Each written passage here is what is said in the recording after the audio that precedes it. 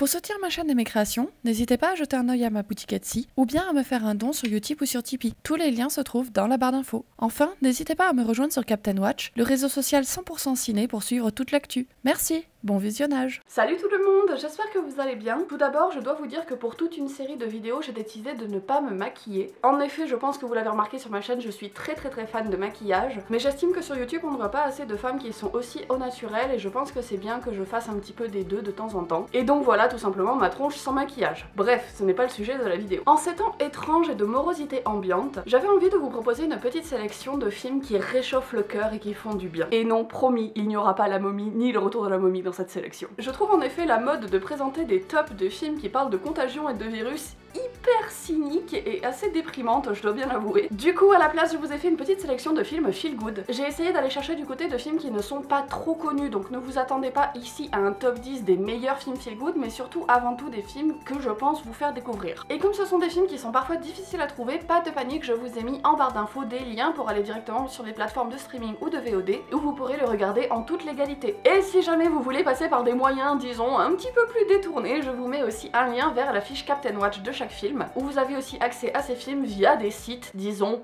plus controversés. On commence sans plus tarder par une petite sélection pas piquée des hannetons. Ouais, clairement tu sens que là t'es passé du mauvais côté de la vingtaine quand tu commences à utiliser ce genre d'expression.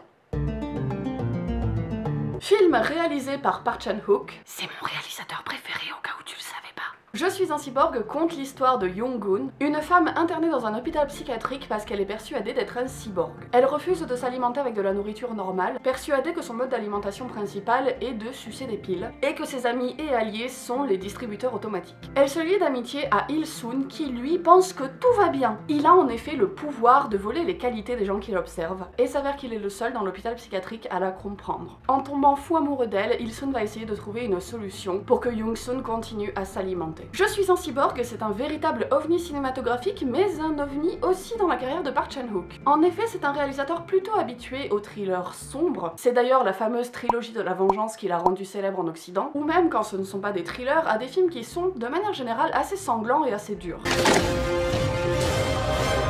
Ici, le réalisateur s'adonne à une fable romantique qui est teintée de couleurs pastel. Cet aspect conte et fable est d'ailleurs totalement assumé par le film, qui s'ouvre et qui se ferme sur l'image éloquente d'un livre peint à l'aquarelle. Je trouve vraiment que Je suis un cyborg est un des films les moins connus de la carrière de Park Chan-wook, et pourtant c'est l'un des plus intéressants. D'ailleurs, avant d'avoir vu Mademoiselle, Je suis un cyborg était mon film préféré du réalisateur. C'est un film extrêmement humain et humaniste, qui traite le thème de la folie et plus généralement des maladies mentales, sans jamais prendre ses personnages de haut ni se moquer d'eux. Au contraire, on fait tout pour avoir de l'empathie pour eux et essayer de comprendre leur monde, comprendre leur mode de fonctionnement. Alors oui, ça donne souvent des choses qui sont totalement décalées, loufoques et des scènes assez humoristiques, mais l'humour ne vient pas des personnes folles en soi, mais plutôt des personnes normées qui ne comprennent pas pourquoi ces personnes folles agissent comme ça. Alors que nous avons constamment accès à leur mode de fonctionnement et ce sont au contraire les personnes normaux pensantes qui paraissent étranges. Je suis un cyborg, c'est aussi une des plus belles histoires d'amour de l'histoire du cinéma, sincèrement. Je ne vous spoile pas bien évidemment, mais je trouve que la scène de la réparation de Young-sun est absolument sublime. Je suis un cyborg, c'est un film feel good totalement décalé, qui n'oublie pas d'avoir un discours qui est très intelligent sur les personnes qui ne pensent pas comme la norme, mais aussi un très beau film sur l'amour dans le sens universel du terme, puisqu'on y parle aussi d'amour familial. Je vous assure, Je suis un cyborg, c'est une vraie dose de peps et je pense qu'il vous fera vraiment du bien en cette période.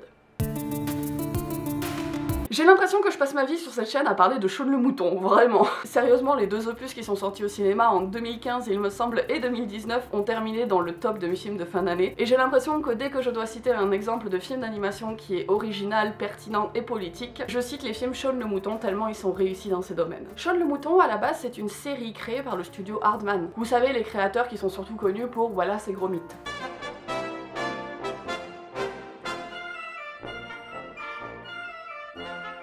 Un premier long métrage, sorti en 2015, compte les aventures de Shaun et de ses amis moutons, qui, après un accident, se retrouvent propulsés en ville. Entre la fourrière et l'environnement urbain qui leur est hostile, ils doivent retrouver péniblement leur chemin jusqu'à la ferme. Le second opus reprend les mêmes personnages, mais cette fois-ci, c'est l'aventure qui vient à eux. Alors qu'ils pèsent paisiblement dans leur ferme, un vaisseau extraterrestre s'écrase non loin de chez eux. À son bord, une petite créature extraterrestre nommée Lula, qui cherche péniblement à rentrer sur sa planète. Ces deux films sont de véritables pépites du cinéma d'animation. d'animation. Tout est créé en stop motion, en pâte à modeler, et les vêtements par exemple sont cousus à la main, ce qui donne à ce film déjà un cachet visuel absolument impressionnant. En plus de ça, visuellement c'est quelque chose qui change totalement des standards de l'animation actuelle, et ça aussi ça fait vraiment du bien à voir. La grande force des films Hartman en général, et qui est vraiment présente dans Shaun le Mouton, c'est leur capacité à s'adresser aux très jeunes enfants sans jamais tomber dans quelque chose qui soit grotesque ou vulgaire. Oui, en pensant à de l'humour vulgaire adressé aux enfants, c'est à toi que je pense, Sonic, avec tes blagues pipi caca vraiment lourdingues. Tout en proposant assez de niveau de lecture pour que le public adulte trouve son compte. Vous savez, sur toutes les critiques d'animation, on a toujours une espèce de phrase cliché qui revient, qui voudrait que ce film soit un plaisir pour les petits comme les grands. Cette phrase cliché n'a jamais été aussi vraie que pour ces deux films d'animation qui sont vraiment un plaisir à consommer pour toute la famille. Les films Shaun le Mouton sont des films qui sont très drôles, avec un humour extrêmement référencé. J'ai une petite préférence d'ailleurs personnellement pour le deuxième opus parce qu'il y a beaucoup d'humour cinéphile, beaucoup de références à des films de SF. C'est vraiment un plaisir d'essayer de retrouver toutes les références et de décrypter tous les petits codes que nous ont adressés les réalisateurs. On a aussi beaucoup de comiques de situation et de comiques de répétition avec un humour qui va crescendo. C'est ça aussi qui est assez impressionnant. Le rythme des films Shaun le Mouton ne s'essouffle jamais pendant le récit. Enfin, ce sont deux films qui sont servis par des merveilleux messages sur l'amitié, la force de groupe, le fait d'accepter la différence, le fait de s'aimer malgré la différence. Bref, vous l'aurez compris, des messages de bienveillance universelle qui font vraiment du bien. Et si jamais vous avez déjà vu ces films et que vous les avez appréciés, je vous conseille aussi de regarder la série qui est disponible en ce moment sur Netflix. Il y a 3 saisons et ça se déguste aussi avec le même plaisir.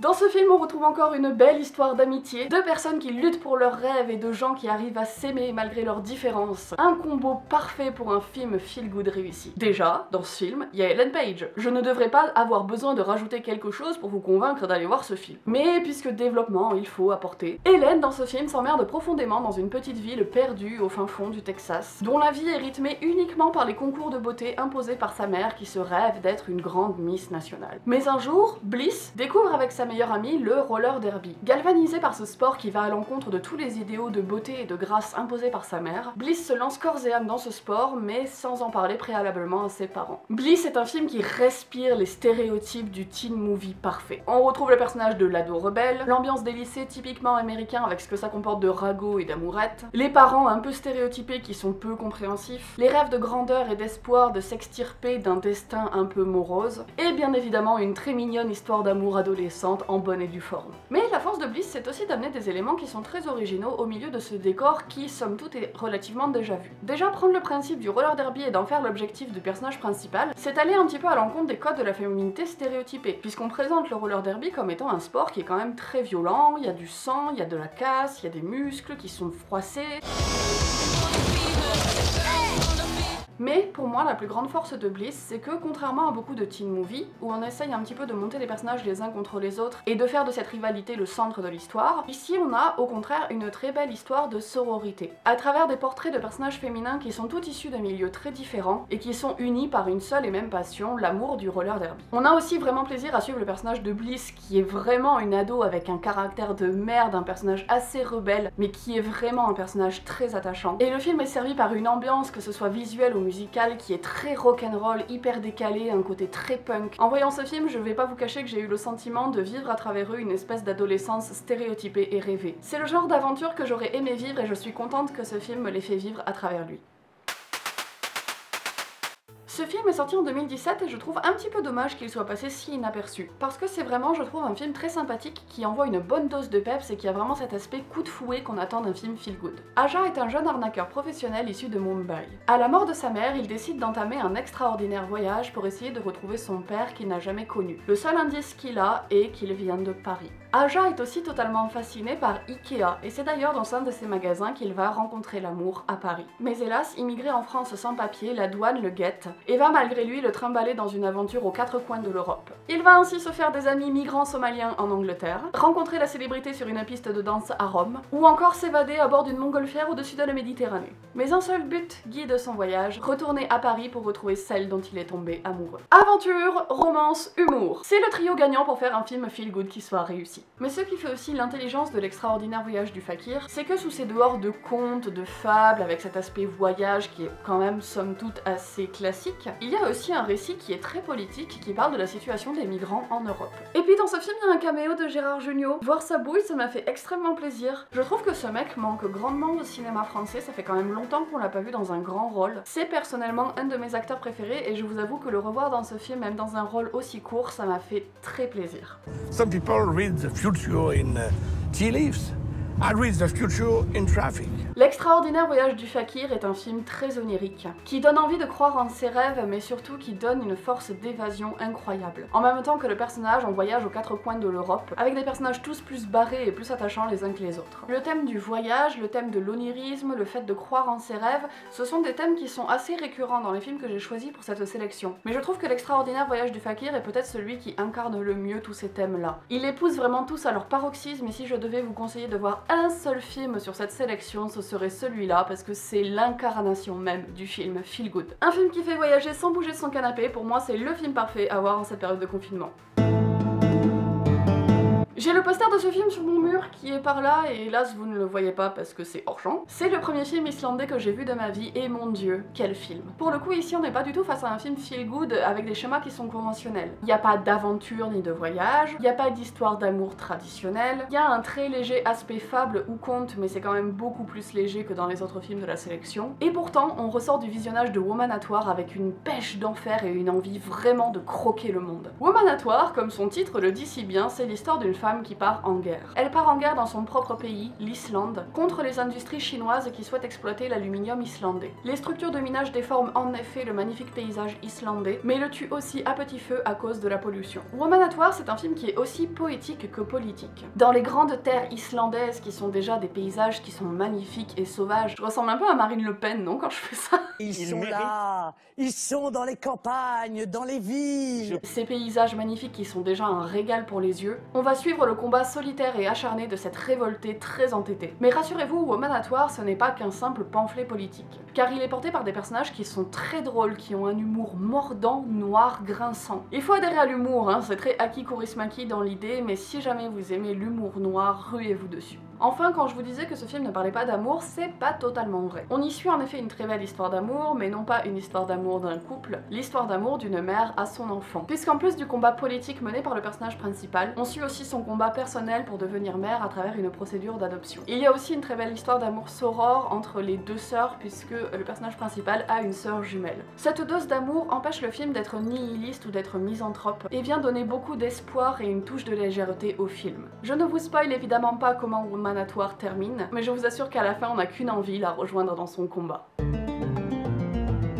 Pour les gens qui sont là depuis le début de ma chaîne, je sais que vous existez, merci à vous. The Lunchbox fait partie des toutes premières critiques que j'ai sorties sur la chaîne.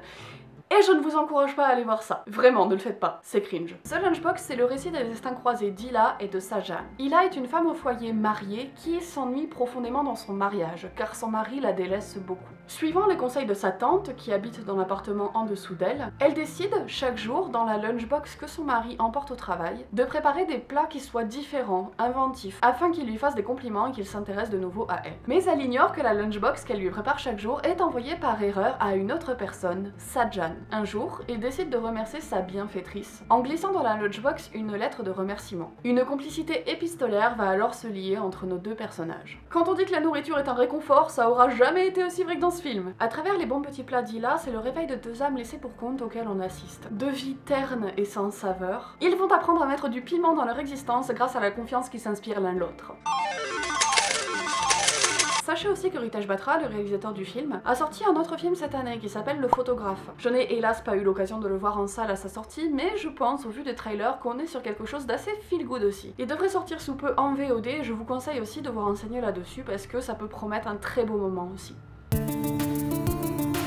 Le genre du documentaire souffre souvent d'une image qui est assez dure et froide. Comme si, en fait, les sujets traités devaient obligatoirement se concentrer sur l'aspect négatif de la vie. Rassurez-vous, le documentaire Jericho, le vol infini des jours, va se faire un plaisir de déconstruire vos idées reçues sur le sujet. À Jericho, un village de la région d'Anticoya en Colombie, des femmes d'âge et de conditions sociales différentes évoquent les joies mais aussi les peines de leur existence. Leurs histoires se dévoilent l'une après l'autre, ainsi que leur espace intérieur, leur humour, leur sagesse, un feu d'artifice de paroles parle de musique et d'humanité. Le résumé que je viens de vous lire est le résumé officiel que l'on trouve sur Allociné. Il parle de feux d'artifice et je trouve qu'il n'y a aucun terme qui est plus juste pour parler de ce film que celui-ci. En effet, Jericho c'est un film qui est plein d'éclat, de vie, de pétillance, mais aussi d'un petit grain de folie qui fait son charme. En plus de ça, ce documentaire est servi par une photographie qui est absolument sublime. En termes de réalisation, c'est un des plus beaux documentaires qu'il m'est été donné de voir.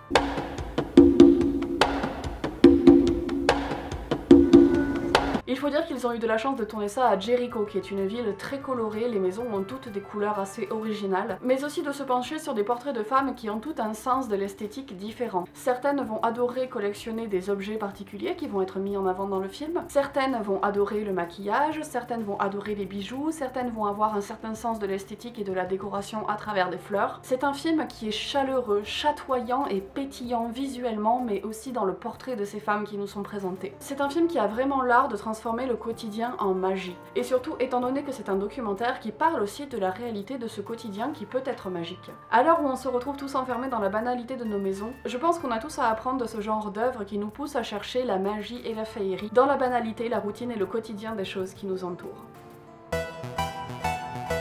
J'ai pas beaucoup parlé de films français dans Stop et j'avoue que je m'en excuse. En même temps, c'est vrai qu'en France, on est quand même beaucoup plus connu soit pour les grands drames mélodramatiques, c'est larmoyant, ou bien pour les thrillers ou les polars noirs qui sont assez sombres. Le feel good, on sait pas trop faire en France. Mais il y a quand même une comédie qui me tenait beaucoup à cœur et dont j'avais envie de vous parler. Il s'agit bien sûr de la folle histoire de Max et Léon. Les aventures de Max, Gaspard, et de Léon, Balthazar, deux amis d'enfance feignants et bringueurs, qui tentent par tous les moyens d'échapper à l'enrôlement de la Seconde Guerre mondiale. Mais leur tentatives de rejoindre leur chez eux, à Mâcon, vont toutes se solder par des échecs. Et suite à toute une série de quiproquos, les deux amis vont mener une aventure rocambolesque qui va les mener aux quatre coins de la France occupée, en Angleterre et même jusqu'en Syrie. Honnêtement, je trouve ce film assez impressionnant, surtout au vu des autres films de youtubeurs que l'on a pu voir ces dernières années.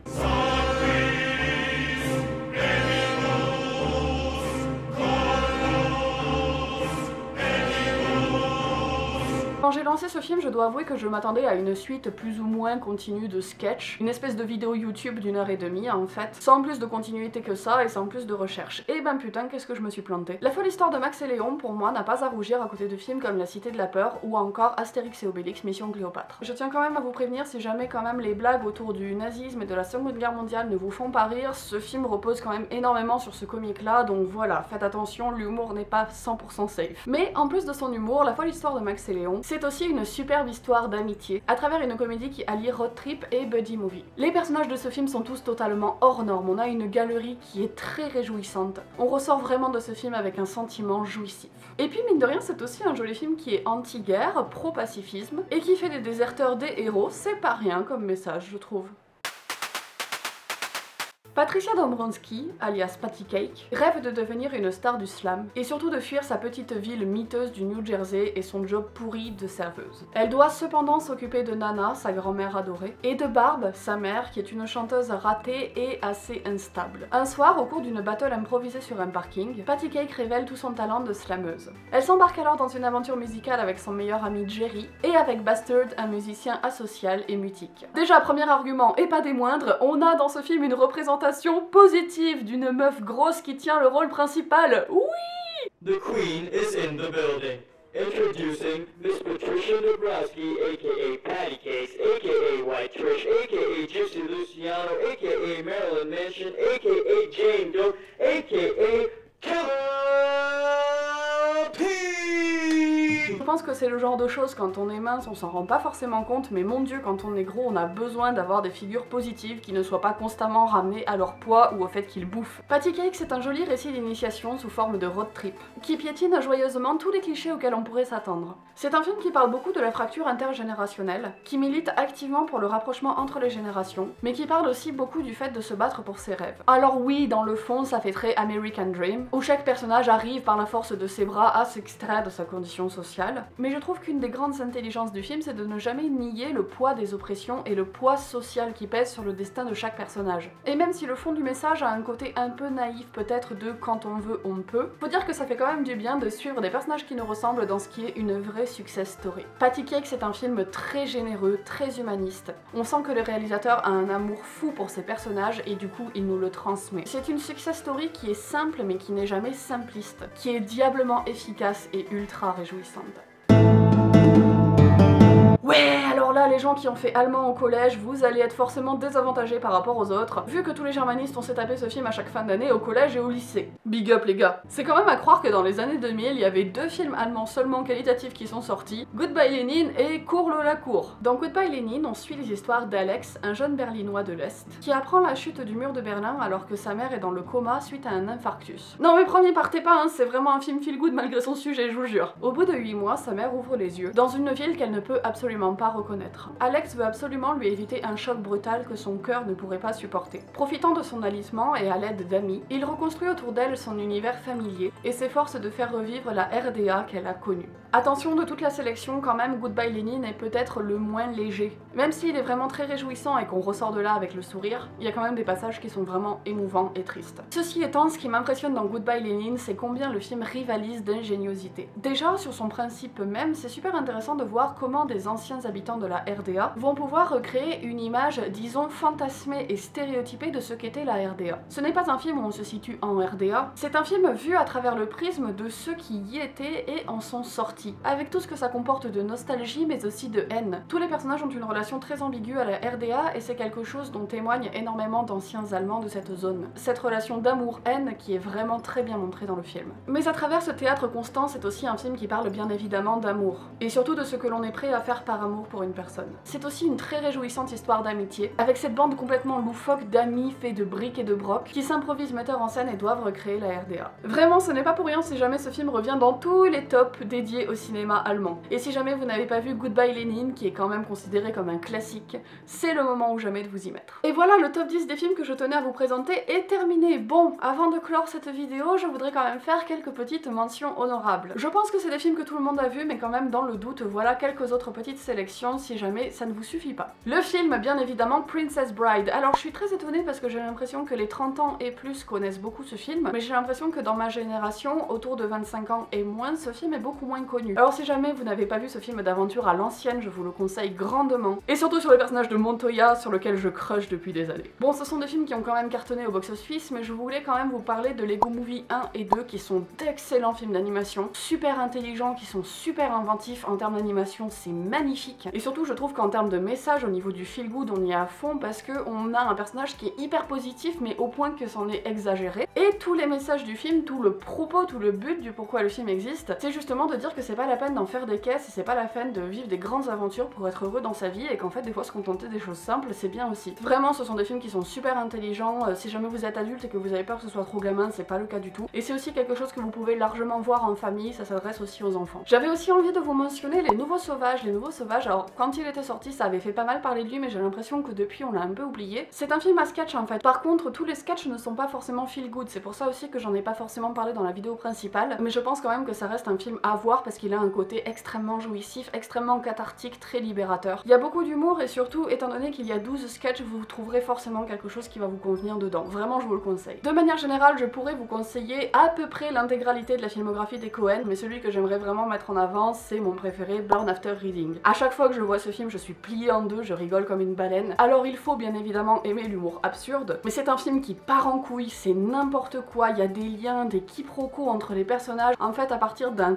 tout petit détail, il y a tout qui prend des proportions qui sont absolument énormes, et c'est au point que les personnages principaux à la fin du film eux-mêmes n'arrivent pas à comprendre pourquoi c'est parti aussi loin. C'est un vrai régal ce film. Brad Pitt et Clooney n'ont jamais été aussi drôles que dans ce film. Du pur Coen tout craché, il y en a qui adhèrent à leur style, il y en a qui n'aiment pas, mais si jamais vous ne l'avez pas vu, vu que vous aimez le style des frères Coen, mais allez-y parce que pour moi c'est la quintessence de leur cinéma. Je voulais aussi vous mentionner La Colline aux coquelicots, surtout qu'il est disponible en ce moment sur Netflix. Alors je trouve qu'il a quand même un côté très feel good et extrêmement poétique, c'est un film qui est très beau, mais par contre il a aussi un côté doux amer. Quand on ressort on est quand même assez ému, il a des choses qui sont assez tristes. C'est pour ça que je le considère pas à 100% comme un film feel good et que je voulais pas le mettre dans la sélection principale. Mais si jamais vous avez envie de voir une petite pépite du cinéma d'animation japonais et qui n'est pas forcément un des Ghibli les plus connus, allez-y parce que c'est vraiment sublime. C'est très poétique, une ode à l'amour, à l'amitié, avec la force de la nature, des beaux plans magnifiques sur des champs de coquelicots. Bref, tout ce dont on a besoin pour se changer un peu les idées dans cette période. Voilà, en tout cas c'est là-dessus que je vais clore ma vidéo. J'espère en tout cas que ça vous aura plu. Moi en tout cas j'ai pris énormément de plaisir à l'écrire et à la tourner. Je pense que je vais vous proposer un petit peu plus de top régulièrement sur cette chaîne parce que j'ai envie, vous le savez, de mettre en avant des films qui ne sont pas forcément hyper connus et je pense que les tops ça peut être un bon moyen de faire découvrir voilà, des films pas forcément grand public. N'hésitez pas en tout cas à me suivre sur les réseaux sociaux si jamais vous voulez être au courant de l'actualité de la chaîne parce que j'y suis en général assez active. N'hésitez pas aussi à partager cette vidéo si ce que je vous propose vous plaît parce que c'est le seul moyen que j'ai à l'heure actuelle d'avoir de la visibilité. Et quant à moi, je vous dis comme d'habitude à la prochaine pour une nouvelle vidéo.